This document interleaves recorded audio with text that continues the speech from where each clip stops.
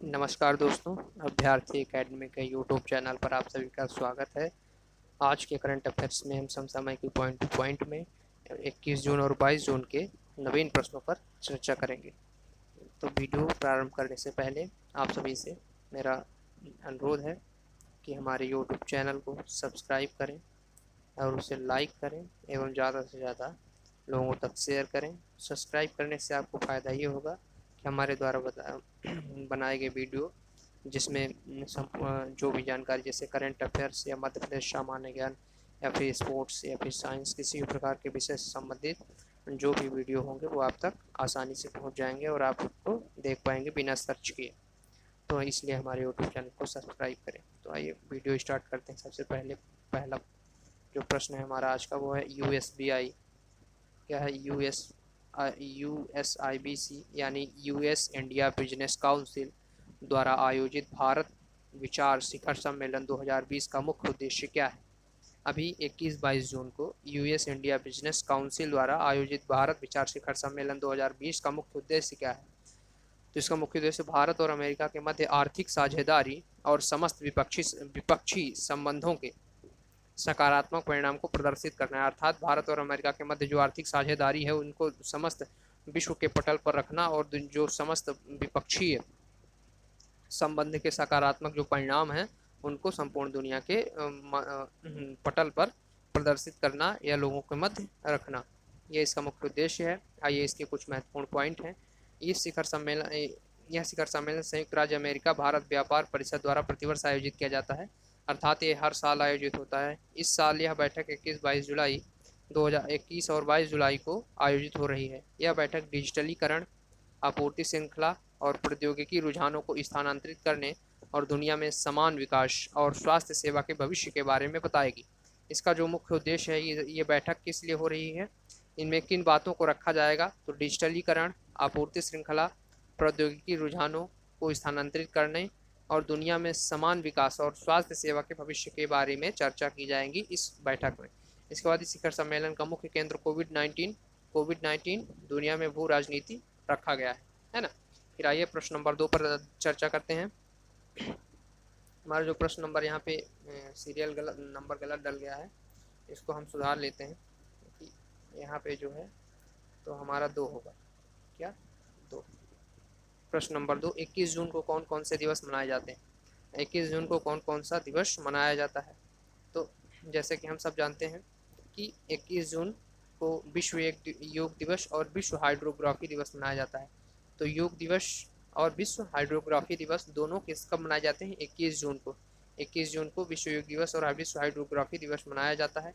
आइए इसमें कुछ महत्वपूर्ण पॉइंट हैं। योग दिवस की शुरुआत 2014 में हुई थी। कब हुई थी, 2014 में हुई थी।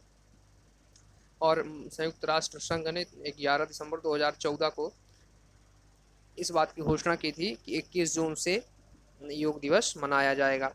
इस साल की योगा थीम है योगा फॉर हेल्थ, स्वास्थ्य के लिए योगा, और योगा फ्रॉम होम, घर से योगा।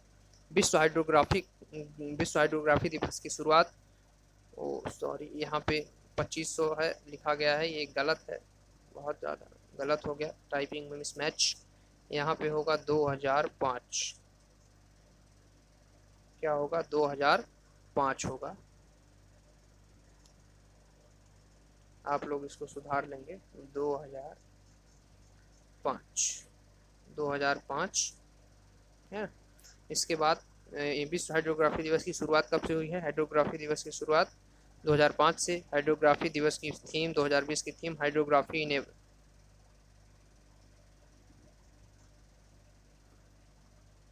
हमारी जो थीम है हाइड्रोग्राफी इनेबलिंग ऑटोनॉमस टेक्नोलॉजी। क्या है, हाइड्रोग्राफी इनेबलिंग ऑटोनॉमस टेक्नोलॉजी। जो हाइड्रोग्राफी है वो इनेबलिंग ऑटोनॉमस स्वशासी टेक्नोलॉजी, इन तकनीकी को प्रदर्शित करेगी। हाइड्रोग्राफी से संबंधित यहाँ पे जो तकनीकी है उसमें जैसे कि स्वायत्त जहाज एवं अन्य जो कि जल से संबंधित उपकरण एवं समुद्र में उपयोगी उपकरणों को बढ़ावा देने के लिए कार्य किया जाएगा। हाइड्रोग्राफी इनेबलिंग ऑटोनॉमस टेक्नोलॉजी 2020 का जो थीम है। इसके बाद आगे चलते हैं।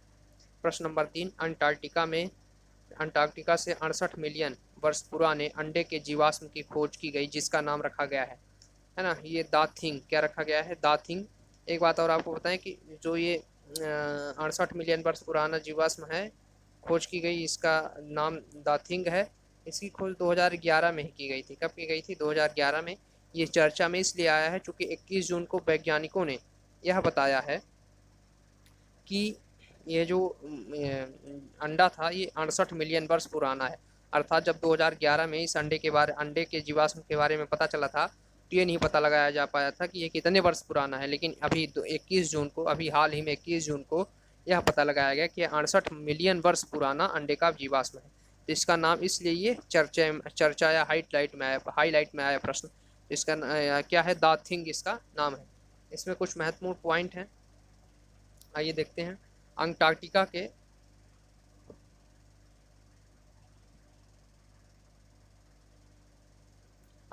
के सेमोर द्वीप से 9 × 20 यानी 9 × 20 सेंटीमीटर लंबे जीवाश्म की खोज 2011 में की गई थी। द्वीप का नाम क्या था? सेमोर द्वीप, है ना। इसके बाद जीवाश्म को चिली संग्रहालय में रखा गया है। कहाँ? चिली संग्रहालय में रखा गया। वैज्ञानिकों का कहना है यह जीवाश्म मूंगासौर नामक विलुप्त समुद्री जीव का है जो डायनासोर के साथ रहता था। अर्थात ये बहुत ही पुराने समय का है, ये डायनासोर युग का, है ना, जीवाश्म है। 68 मिलियन वर्ष पुराना जीवाश्म है। इसके बाद आगे चलते हैं।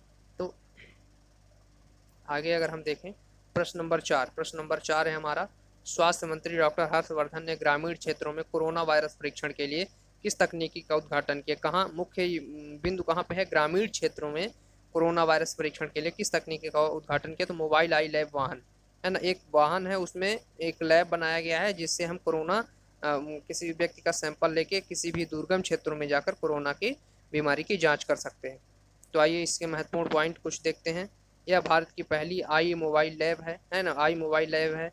इसका निर्माण जैव प्रौद्योगिकी विभाग तथा विज्ञान और प्रौद्योगिकी मंत्रालय द्वारा आंध्र प्रदेश मिडटेक जोन AMTZ के साथ साझेदारी में शुरू किया गया, है ना।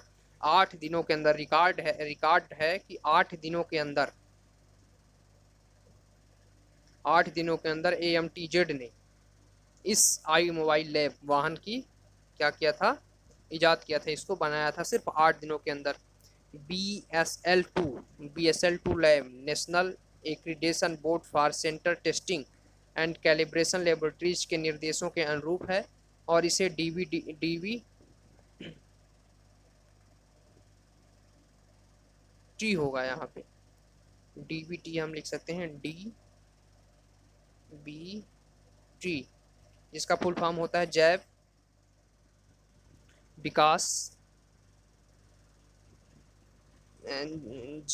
प्रौद्योगिकी विभाग। इसका फुल फॉर्म होता है, हिंदी में कहें तो जैव प्रौद्योगिकी विभाग बायोडाइवर्सिटी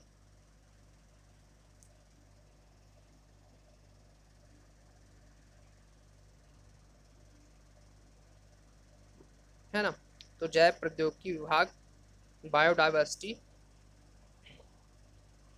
जो आपका डिपार्टमेंट है, जैव प्रौद्योगिकी विभाग, इसके प्रमाणिक परीक्षण के केंद्र से जोड़ा जा रहा है ना। DVT के प्रमाणिक परीक्षण, इसका जो DVD लिखा गया है DVD, इसको गलत है यहाँ पे, ये DVT होगा। क्या होगा? DB और T, आप लोग याद रखेंगे। DVT प्रमाणिक परीक्षण केंद्र से जोड़ा जा रहा है ना। बायो टेक्नोलॉजी डिपार्टमेंट, है ना, जैव प्रौद्योगिकी विभाग, B for bio, T for technology, D for department, तो जैव प्रौद्योगिकी विभाग इसका पूरा नाम है। इसके बाद आगे वाले प्रश्नों पे चलते हैं। प्रश्न नंबर 5, हाल ही में किस अंतरिक्ष एजेंसी ने बोस आइंस्टीन कंडेंसेट की 5वीं अवस्था का उत्पादन किया? तो उसका नाम है NASA, national aeronautics and space administration. ये कहाँ की अंतरिक्ष एजेंसी है? संयुक्त राज्य अमेरिका की। कहाँ की एजेंसी है? USA की एजेंसी है। इसका नाम है नासा, फुल फॉर्म है national aeronautics and space administration. क्या है? National aeronautics space administration. प्रश्न में एक और महत्वपूर्ण बात, बोस आइंस्टीन कंडेंसेट की 5वीं अवस्था का उत्पादन किया है इसने, है ना। फिर इसके बाद इसके जो कुछ महत्वपूर्ण बिंदु हैं वो हैं, बोस आइंस्टीन कंडेंसेट की पहली बार जून 1995 में एरिक कार्नेल और कार्ले बीमन ने निर्मित किया था। किसने निर्मित किया था 1995? एरिक कार्नेल और कार्ले बीमन। मतलब पहली बार बोस आइंस्टीन कंडेंसेट है ना, पहली बार कब बना था, 1995 में। और अब उसके 25 साल बाद क्या बना है आपका, और ये जून में ही था, और इस साल भी जून में, यानी 25वें वर्ष इसकी 5वीं अवस्था का उत्पादन नासा द्वारा किया गया। ये बोस आइंस्टीन संघनन पदार्थ की ऐसी अवस्था है जहां सभी परमाणु को निरपेक्ष जीरो के पास ठंडा किया जाता है, जो एकल क्वांटम एक यांत्रिक इकाई बनाने के लिए संयोजित होते हैं। अध्ययन से उप परमाणविक कणों के प्राकृतिक और उनके व्यवहार को समझने में मदद मिलेगी। इससे हमारा जो फायदा क्या होगा कि उप परमाणविक कणों के प्रकृति और उनके व्यवहार को समझने में मदद मिलेगी बोस आइंस्टीन कंडेंसेट की 5वीं अवस्था के उत्पादन से। फिर इसके बाद प्रश्न नंबर 6, पहली भारतीय कंपनी जिसने 11,000 करोड़ रुपए 11,000 करोड़ रुपए की बाजार पूंजी प्राप्त की, है ना, 11,000 करोड़ रुपए की बाजार पूंजी प्राप्त की, उसका नाम है रिलायंस। क्या, 11,000 करोड़ रुपए, 11,000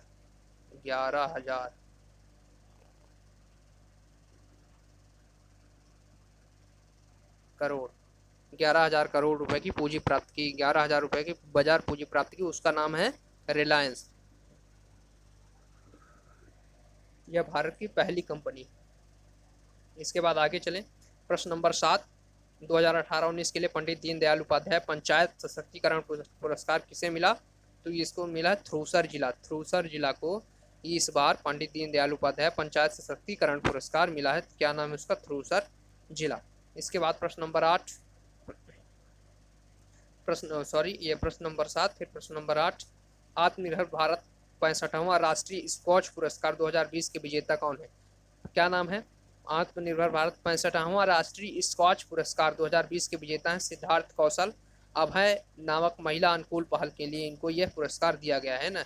आत्मनिर्भर भारत 65वां राष्ट्रीय स्कॉच पुरस्कार, मुख्य रूप से अगर कोई प्रश्न आएगा तो यह आएगा कि स्कॉच पुरस्कार 2020 के विजेता कौन है, तो आप लगाएंगे टिक सिद्धार्थ कौशल। अगर पूछा जाए कि इनको किस लिए दिया गया, तो अभय नामक महिला अनुकूल पहल, इनसे महिलाओं को सहायता प्रदान की जाती थी। इस अभय नामक जो ये अनुकूल पहल है, इससे महिलाओं को सहायता प्रदान की जाती है, इसके लिए इनको स्कॉच पुरस्कार 2020 दिया गया है। इसके बाद प्रश्न नंबर 9, किस राज्य सरकार द्वारा एकातु खेलो एकातु पढ़ो गतिविधि आधारित सीखने के लिए एकल पहल की शुरुआत की, तो उसका नाम है त्रिपुरा। क्या नाम है, त्रिपुरा।